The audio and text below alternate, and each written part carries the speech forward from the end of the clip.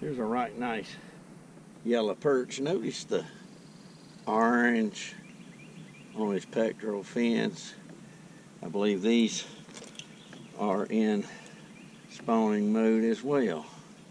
I'm holding him by his gills because the gill plates on these fish are really sharp. They can cut you. As yellow perch go in Baden Lake, that was a fair one. I've caught them up to about a foot long. They're supposed to be good eating. I don't know that I've ever eaten one. Also, I found out the secret for catching a lot of big fish. It's very simple. Found it out yesterday. When my camera battery goes dead, then I can catch a lot of fish. Oh, that's the way it goes. It's Wednesday of my vacation week following Memorial Day. No, I'm sorry, it's Thursday. I know I'm having a good vacation when I lose track of what day it is.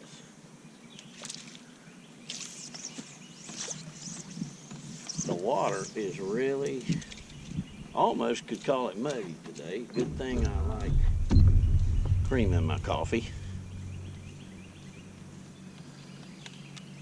I ran into a lot of spawning fish right down here in this cove yesterday after my battery went defunct. I'm going to see if I can get into some this morning. Yesterday I was talking some about equipment for fly fishing on ponds and lakes for brim, shell crackers, etc. You may already be an experienced fly fisherman, and so you probably got your own preferences as far as equipment goes. One thing I didn't mention that I think is worth saying, I like a longer rod. Out here, one of the neat things of doing this from a boat is I rarely have to worry about my back cast. When I used to fish little mountain streams, I'd use a short rod, like a 7.5 foot, and that would keep me out of the tree limbs. But out here on the open water, I don't have to worry much about what's behind me. Occasionally up in a tight cove I do. But you can get more distance from a longer rod in casting. And so I tend to use a 9 foot. This one here that's kind of one I made out of parts. It started out as a 9 foot rod. It's about 9 feet 8 inches now, which is a little longer than than I would normally buy. It's a little hard to find. I mean, in a cheaper type rod, it's hard to find anything longer than 9 feet. The high dollar rods, like for spay casting and those kinds of things, they tend to be longer, but you can get a more expensive rod that's on out there. But since I use the cheaper stuff because I'm prone to tear it up, one of the things when it tears up, I'm glad it wasn't worth much.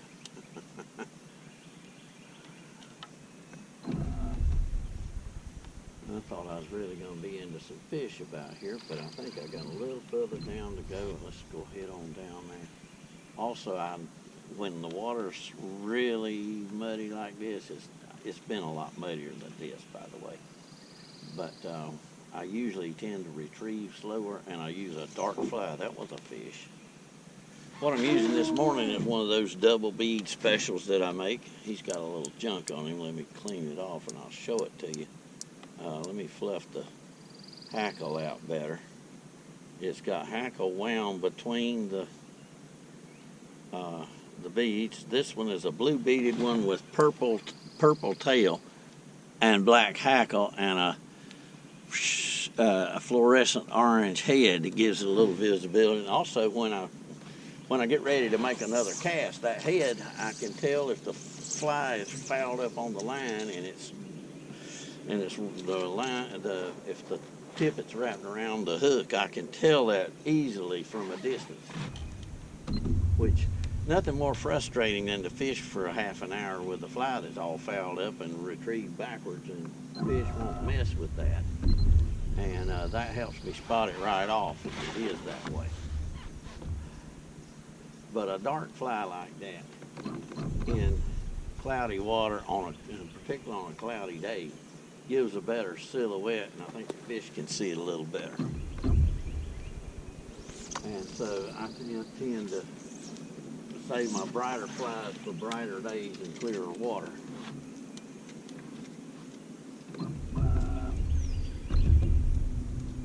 Let's see, there's a fish. It feels fair. I think right here's in the area where I was catching so many yesterday. I hope they don't all have a sore mouth.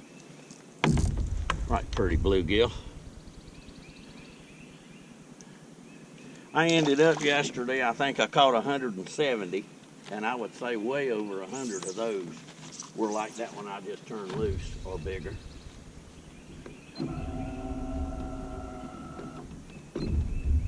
That's one reason I couldn't remember if it was Wednesday or Thursday. It's actually Thursday today. I tend to sort of get lost in my fly casting, which is one of the reasons I like it so much. It does help relieve a lot of things.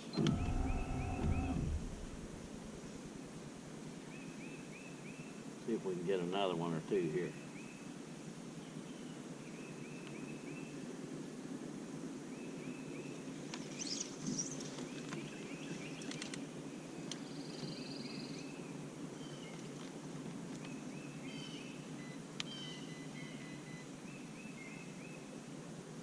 It's a really kind of comfortable morning, quite muggy, but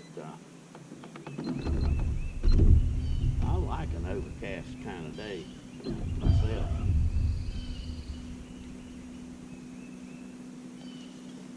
There's another fish.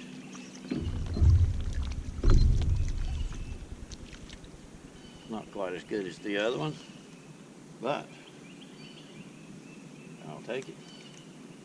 We'll let you go in a minute. Hopefully that fish was singing, "Please release me, let me go. I don't love you anymore." Was that Patsy Cline that sang there? I don't know. Long ago, though. Here's another one. Whoops. Came unbuttoned.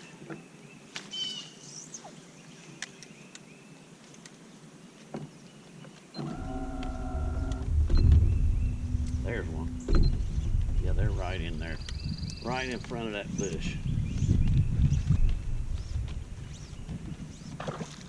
Oh, I feel like a good one. Look at that. Isn't that a pretty fish? Beautiful. Man, I love them. And I'll tell you, those little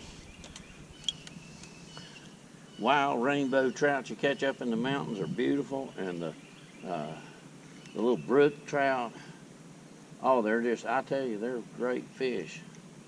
But to me, they don't have anything over on these. That one, his eyes are sort of grayish, got a little yellow to them. I'm still looking for one of those orange eyes that I can't seem to catch now that I've been talking about them. But they're here. Oh, I'm drifting too close. Going to get on over to where I'm trying to fish.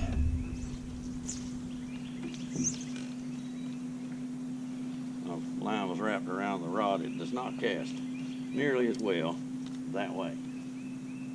A little tip. Another tip, don't play with matches.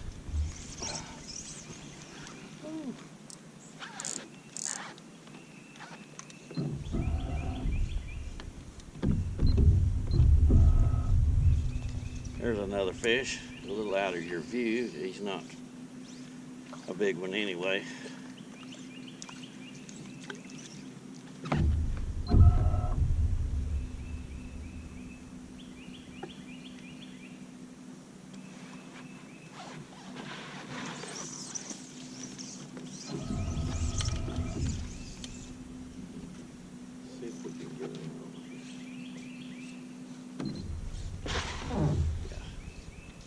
There he is. Oh, that feels like he's got shoulder pads as well as shoulders. Yes. Oh, yeah, beautiful fish. Look at there. He took it on down, too.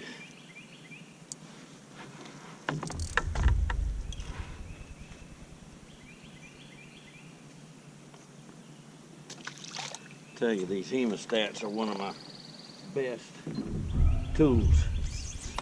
A good friend of mine that ran a sporting goods store, he's retired now, but he gave me, I don't know, 30 or 40 pairs of those things a couple years ago, and I've shared them with some of my fishing friends. Still have a pretty good supply of them, but those are the handiest thing for getting a hook out that I know anything about. Also, if your hook gets straightened out, let's say you snag on a tree limb or a rock or something, if you don't have a pair of pliers, that's the next best thing, just to recurve your hook. There's another fish. Yes, I love it. Another nice one. Boy, if I'd have enough for a fish fry already if I was saving them or keeping them. I'm actually saving them by turning them back. Saving them for another day. Don't get too far away here. Another fish. Yes, they're in there today. It's great. I was hoping to get into some. Of course, that's why I come every time. I'm hoping to get into fish. Boy, that one's got a nice orange chest. And he's orange all the way down to his tail.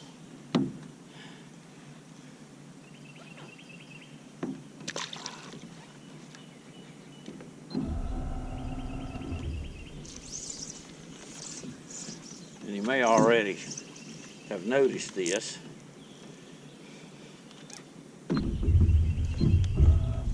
But some of them look like they're urinating. And what that is, that's milk that they're releasing, that they would be releasing over the nest to fertilize the eggs. And of course, there's always a super abundance of males to come do that, and so any that's lost in catching them, there's plenty left to fertilize the eggs down there, and plenty of donors, willing participants in the process. A lot of smaller but mature, sexually mature fish are right there on the edge, the dominant males that guard the nest, and that's what they're doing when they're biting these flies. They're not hitting it out of hunger, they're hitting it out of the instinct to protect those eggs and the little ones that hatch. And they also drive the little smaller fish away as well. And so it's one of those deals that the strong rule over the weak. That's true throughout life, isn't it?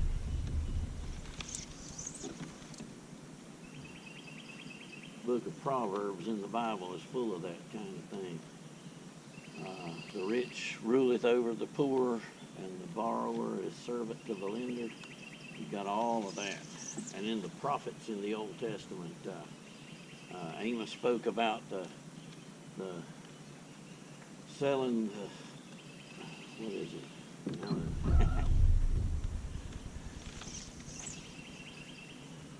Selling the poor for silver, and I'm mangling it up, but righteous for a pair of shoes, something like that. Anyway, but a lot of social injustice in that those that are in power tend to use it on other people. That's why we have wars and things. But not here to try to solve the world's problems. I couldn't. Boy, if you really want the world to be a mess, just turn it over to me. I'd really mess it up. I'd get us in a fix trying to fix it. There's another little fish.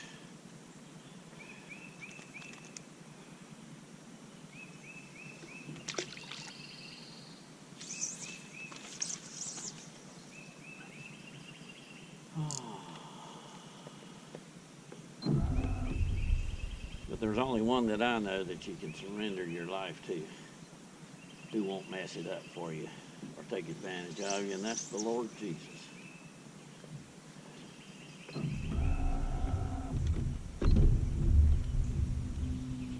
see if we can catch another good fish right here. Go real slow, let that fly get down in there where they're spawning. See if there's another. May have to move on to another spot. This is my last cast here if I don't catch one. You've heard me say that before, haven't you? And then I make 25 more casts. Kind like the preacher saying, finally, and then another 15 minutes. Well, we'll see if we can make another segment when we get on some more fish. Trying to save my battery today. GoPro, stop recording.